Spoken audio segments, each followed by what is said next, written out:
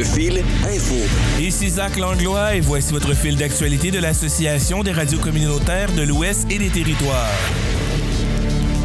Petit réacteur modulaire, la Saskatchewan aura le soutien technique de GE Hitachi. Sask Power et l'entreprise spécialisée en énergie nucléaire GE Hitachi ont signé mardi un accord visant à obtenir du soutien technique dans le cadre du projet de petit réacteur modulaire de la Saskatchewan. L'accord vise le partage des informations techniques et d'ingénierie critique entre la société d'État et GE Hitachi, l'entreprise aussi choisie pour fabriquer le petit réacteur modulaire. Dans un communiqué de presse, la province indique que cette collaboration lui permettra d'éclairer sa décision de poursuivre ou non l'exploitation de l'énergie nucléaire dans la province. Cette décision devrait être prise en 2029. La signature de cet accord vise également à soutenir la planification de la main-d'œuvre et de la chaîne d'approvisionnement nécessaire à la construction d'un PRM en Saskatchewan, de petits réacteurs modulaires, l'obtention de spécifications techniques détaillées d'exigences et de conception BWRX 300 est nécessaire pour notre travail de planification et nos demandes de licence, affirme le président-directeur général de Sask Power, Rupen Pandya, dans le communiqué. Le BWRX 300 est un réacteur capable de produire 300 MW à partir d'une seule unité. Le ministre responsable de Sask Energy, Dustin Duncan, estime que le projet de construction d'un petit réacteur modulaire démontre la volonté de la province d'atteindre son objectif de carboneutralité. Pour ce faire, il faudra développer les options qui sont déjà à notre disposition, comme le gaz naturel, l'énergie éolienne et l'énergie solaire, tout en recherchant de nouvelles options de production d'électricité de base non émettrices comme l'énergie nucléaire produite par des petits réacteurs modulaires. De son côté, Rupen Pandya reconnaît que la transition énergétique en cours entraînera de profonds changements dans la façon dont la Saskatchewan est alimentée en énergie. La province étudie actuellement 2 sites potentiels pour un petit réacteur modulaire près de Elbow et d'Estevan. Hydro-Manitoba devra augmenter sa production d'énergie d'ici 2030 selon sa présidente directrice générale. Afin d'éviter une pénurie d'électricité dans les prochaines années, Hydro-Manitoba devra investir dans de nouveaux modes de production d'énergie, dit la présidente directrice générale de la société d'État, Jay Grewal. La PDG a mentionné que les gens ont l'impression que Hydro-Manitoba a besoin de beaucoup de surplus d'électricité. Elle dit être désolée de devoir mentionner que ce n'est pas le cas, a déclaré la présidente directrice générale lors d'un événement organisé par la Chambre de commerce du Manitoba mardi. Pendant la période de questions, Mme Grewal a déclaré aux journalistes qu'elle s'attendait à ce que Hydro-Manitoba décide d'ici les 2 prochaines années quels projets seront mis en place. L'événement de mardi marquait la première fois qu'un responsable d'Hydro-Manitoba déclarait publiquement à quel moment la société d'État sera à court d'énergie si aucune nouvelle infrastructure n'est créée. Et selon la présidente directrice générale, pour aller de l'avant, Hydro-Manitoba devra conclure des accords avec des producteurs d'électricité privés dans la province. Mme Grewal a toutefois assuré qu'Hydro-Manitoba demeurait l'un des fournisseurs d'électricité aux prix les moins élevés en Amérique du Nord. En septembre dernier, la Régie des services publics a autorisé une augmentation de 1% du coût d'électricité. Une seconde augmentation de 1% devrait prendre effet en avril prochain. Et d'après la présidente directrice générale, les augmentations futures des coûts dépasseraient le montant de 1% approuvé par la Régie. En novembre dernier, le ministre des Finances, Adrienne Sala, a indiqué que le gel des tarifs d'électricité promis par le nouveau Parti démocratique pendant la campagne électorale pourrait être reporté puisque Hydro-Manitoba prévoyait éponger des pertes dans le cadre de l'exercice financier en cours. La société d'État compte 1000 employés à temps plein de moins qu'en 2017, comme l'a précisé la présidente directrice générale. Cela a un impact sur les services que nous offrons. L'Association du marché fermier du centre-ville d'Edmonton déclare faillite et se dissout. L'Association du marché fermier du centre-ville d'Edmonton a annoncé qu'elle déclarera faillite et se dissoudra à la suite d'un vote qui a eu lieu samedi dernier. Cette décision intervient une semaine après que l'association a annoncé que le marché fermier quitterait son bâtiment historique situé à l'angle de la 97e rue et de la 103e rue en raison de difficultés financières. Il s'agit d'un long parcours marqué par des problèmes financiers douloureux et par la gestion de savoir si nous devrions continuer, commente Hélène Doucette, gérante du marché fermier du centre-ville d'Edmonton. Le marché fermier, qui était un marché saisonnier extérieur, a déménagé à l'intérieur en 2019, louant un bâtiment vieux de 113 ans au centre-ville. Outre la hausse des coûts des services publics, les contre-coups de la pandémie de COVID-19 et des problèmes de sécurité dans le centre-ville, notamment sur le nombre de vendeurs et sur la fréquentation, ont entraîné une situation financière désastreuse. La semaine dernière, l'association a publié une lettre sur les médias sociaux indiquant qu'elle avait convenu avec la ville d'Edmonton, qui est propriétaire du bâtiment, que l'association ne renouvellerait pas son bail lorsque celui-ci expirait en avril. Elle envisageait également diverses options juridiques et comptables, y compris la faillite selon la lettre. L'association a tenu ce week-end le dernier marché fermier à l'intérieur et cessera d'exister sous sa forme actuelle. Malgré la dissolution, Hélène Doucette et Punetta McBrien semblent optimistes quant à l'avenir. La communauté des marchés fermiers s'est mobilisée pour aider les vendeurs et des négociations sont en cours pour trouver un nouvel espace intérieur, indique Mme Doucette.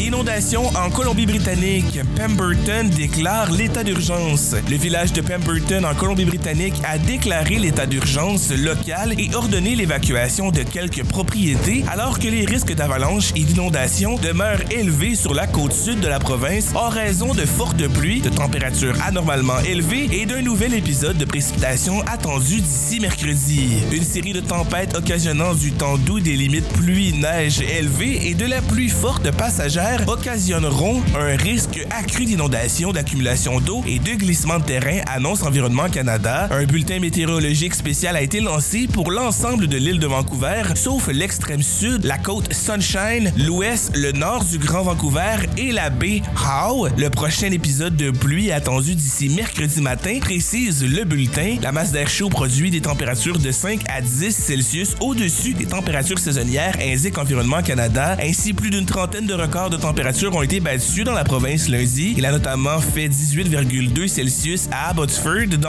dont l'ancien record remontait à 1960. Il avait fait 15,6 Celsius à la même période de l'année. Conséquence de cette douceur, les niveaux de congélation se situeront entre 2000 et 2005 mètres jusqu'au milieu de la semaine, prédit Environnement Canada. Les niveaux de gel à haute altitude combinés aux fortes pluies entraîneront une fonte des neiges qui s'ajoutera aux précipitations déjà abondantes. D'après Environnement Canada, les habitants des secteurs concernés par le bulletin spécial doivent s'attendre à une accumulation d'eau sur les routes et des glissements de terrain. Il y a également des risques de chute de branches d'arbres, des pannes d'électricité et des retards lors des déplacements. Le débit de la rivière Squamish, mesuré près de Brackendale et publié mardi matin, était de 2000 mètres cubes la seconde. Un tel débit est observé en moyenne tous les 5 à 10 ans. Territoire du Nord-Ouest, l'enquête sur l'écrasement d'avions à Fort Smith se poursuit. Le Bureau de la sécurité des transports du Canada s'apprête à transporter à Edmonton l'épave de l'avion qui s'est écrasé la semaine dernière à Fort Smith, au territoire du Nord-Ouest, pour faire la lumière sur ce qui a provoqué son écrasement peu après le décollage qui a fait 6 morts. Selon un rapport préliminaire du Bureau de la sécurité des transports, l'avion de type Jetstream serait entré en contact avec des arbres et le relief avant de s'écraser et de prendre feu peu de temps après le décollage. Une seule personne, Kurt McDonald, a survécu. 4 enquêteurs du Bureau de la sécurité du transport sont arrivés au lendemain de l'accident. Ils ont recueilli des renseignements sur le lieu de l'écrasement ainsi que l'état de l'épave et ils ont interrogé les proches des victimes pour expliquer leur travail. D'après John Lee, directeur régional de l'Ouest du Bureau de la sécurité des transports, les petits débris de l'avion ont été placés dans des sacs de nylon à destination d'Edmonton. Tout est prêt, mais pour l'instant, il y a des retards dus aux conditions météorologiques. De la pluie verglaçante s'est abattu sur Fort Smith dimanche, empêchant le fonctionnement de l'hélicoptère déployé pour récupérer ces sacs. Selon le Bureau de la sécurité du transport, le feu se serait prolongé près de 6 heures, ce qui pose des difficultés pour les enquêteurs. Au cours des prochaines semaines, le bureau examinera les commandes de vol puis le système de commande de vol. Les moteurs seront envoyés chez le fabricant situé à Phoenix en Arizona pour un examen approfondi. 3 enquêteurs de l'Air Accident Investigation Branch, l'équivalent du Bureau de sécurité du transport au Royaume-Uni, sont arrivés à Edmonton pour aider au transfert d'informations du constructeur British Aerospace System à propos de tout ce qu'il faut savoir sur le design, la performance et autres.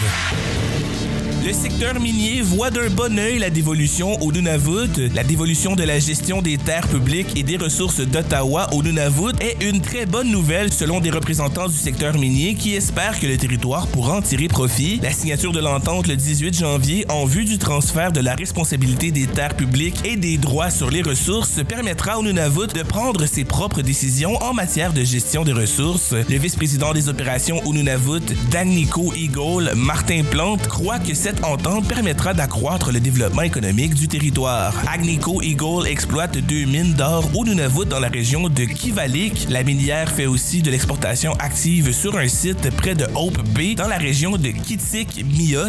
Le Nunavut a maintenant 3 ans pour la transition de ses responsabilités. La Chambre des mines des territoires du Nord-Ouest et du Nunavut a bien accueilli la dévolution. Le maintien et la croissance d'une industrie minérale forte sont essentiels à l'autonomie économique du Nunavut, a indiqué le président de l'organisme à but non lucratif, Kenny Ruptash, par communiqué. Son directeur Tom Hofer mentionne qu'il ne fait aucun doute que le secteur minier va jouer un rôle très important dans l'économie territoriale, car les possibilités de diversification économique au territoire sont limitées. Toutefois, pour développer davantage le secteur minier, le Nunavut devra trouver des solutions au manque d'accès au territoire. Le Nunavut a quelques projets en chantier, comme un projet de route dans la région de Kivalliq et le projet de route et de port en eau profonde de Grey Bay dans le passage du Nord-Ouest. L'entente entre Ottawa et le Nunavut sur la dévolution comprend un volet sur les développements des ressources humaines afin que davantage d'Inuits puissent profiter des emplois qui sont créés. Le fil sportif. Wayne Gretzky, la découverte d'une boîte de cartes de hockey fait grimper les enchères. Une famille saskatchewanaise a découvert une boîte non ouverte qui contient des milliers de cartes de hockey de la marque O-Pee-Chee. Ces cartes de hockey datant de 1979 et incluent des cartes de recrues du célèbre joueur Wayne Gretzky. La famille a mis cette boîte aux enchères et après une semaine, les offres soumises ont déjà dépassé la barre des 1 125 000. Le nombre exact de cartes de recrues de Wayne Gretzky qui se trouve à l'intérieur de la grande boîte blanche demeure toutefois inconnu. Les Raiders de Prince Albert joueront sous le nom Cobra Chicken vendredi. Les Raiders de Prince Albert dans la Ligue de hockey de l'Ouest joueront exceptionnellement sous le nom de Lake Country Cobra Chicken le temps d'un match vendredi soir contre les Blades de Saskatoon. Ils arboreront le chandail au logo représenté par une oie fâchée chaussée de patins et portant un casque. Lors du match, l'ensemble de l'argent amassé par la vente de ce chandail ira directement au fonds d'éducation de l'équipe. L'ancien joueur des Blue Bombers, Kelly Malveaux, est décédé. Kelly Malveaux, qui a joué pour les Blue Bombers de Winnipeg de 2006 à 2009, est décédé à l'âge de 47 ans. L'ancien demi défensif a joué 10 saisons dans la Ligue canadienne de football. Il a été champion de la Coupe Grey avec les Stampeders de Calgary en jouant un rôle important dans la victoire en finale de l'Ouest contre Edmonton avec 2 interceptions. Kelly Malveaux a joué pour les Alouettes de Montréal entre 2004 et 2005. Il a réalisé 4 interceptions en carrière cette année-là, ce qui lui a valu d'être nommé pour la première fois sur l'équipe d'étoiles de la division. Les Habs de la Broquerie célèbrent leur 75e anniversaire avec des anciens du tricolore. D'anciens joueurs du Canadien de Montréal ont affronté les Habs de la Broquerie samedi soir pour célébrer le 75e anniversaire de l'équipe communautaire de ce village du sud-est manitobain. Ce match festif a fait salle comble. Près de 650 personnes se sont entassées dans les gradins du centre High Life. Une équipe de 10 personnes organise la soirée depuis plus d'1 an. Le match a comme objectif de souligner cet anniversaire et de célébrer la fierté des Habs de la Broquerie du Manitoba. Les Oilers gagnent un 16e match de suite. Connor McDavid et Leon Draisaitl ont chacun inscrit un but et 2 mentions d'aide dans un gain de 4-1 des Oilers contre les Prédateurs de Nashville samedi à Edmonton. Il s'agissait d'une 16e victoire de suite pour la formation albertaine. Ryan Nugent-Hopkins et Zach Hyman ont aussi trouvé le fond du filet pour les Oilers, qui ne sont que la 3e équipe de l'histoire de la Ligue nationale de hockey à réaliser une telle séquence victorieuse. Les Blue Jackets de Columbus ont gagné 16 matchs de suite en 2016 et 2017, alors que les Penguins de Pittsburgh ont établi un record avec 17 gains consécutifs en 1992-1993. Un 6e podium pour Alexandria Lucic cette saison. La Canadienne Alexandria Lucic est montée sur la 3e marche du podium du tremplin normal à la Coupe du monde de saut à ski de Dubno en Slovénie samedi. Sa compatriote Abigail Strait a terminé en 7e position. C'est l'Autrichienne Eva Pinkelnig qui a gagné devant la Slovène Nika Prevec. Lucic en est à son 6e podium individuel de la saison en 12 épreuves. La native de Calgary était également montée sur la 2e marche du podium avec sa coéquipière Strait lors d'une épreuve par équipe la semaine dernière. Depuis janvier 2023, Lucic enchaîne les succès sur la scène internationale. Elle a récolté 8 podiums sur le circuit, dont une victoire, en plus d'avoir gagné le titre mondial en mars. Au classement de la Coupe du monde, Lucic occupe le 5e rang.